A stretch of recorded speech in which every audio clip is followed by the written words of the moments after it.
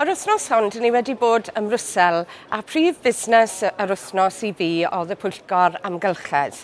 Dyn ni wedi trafod amryw bethau yn cynnwys lles anifeiliaid, rhywbeth dwi wedi bod yn dilyn yn agos ar ran ein grŵp ni.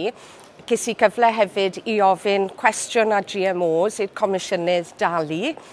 Ond dyn ni hefyd wedi bod yn trafod adroddiad ar ffracio, ar hydraulic fracturing, sef y broses lle maen nhw'n pympio miliynau o galwyni o ddŵr wedi llygru gyda cemegau lawr I mewn i'r ddaear I wthio mas y nwy shale.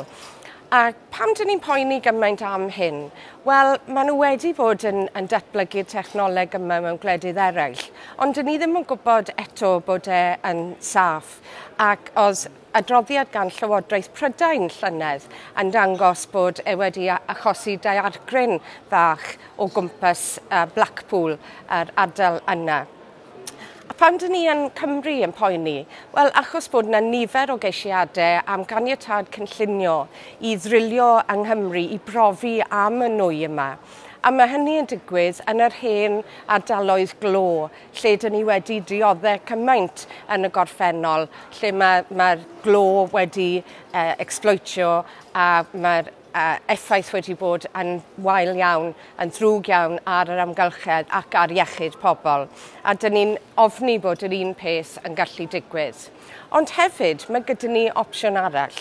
Mae gyda ni gymaint o potensial yng Nghymru I ddatblygu y ni adnewyddu.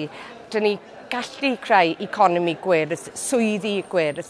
A dyna pam dwi wedi bod yn galw am waharddiad ar ddatblygu y technoleg ffracio yma, nes bod ni'n gwybod 100% bod e'n mynd I fod yn ddiogel, bod e ddim yn mynd I wneud niwed i'r amgylchedd nac iechyd.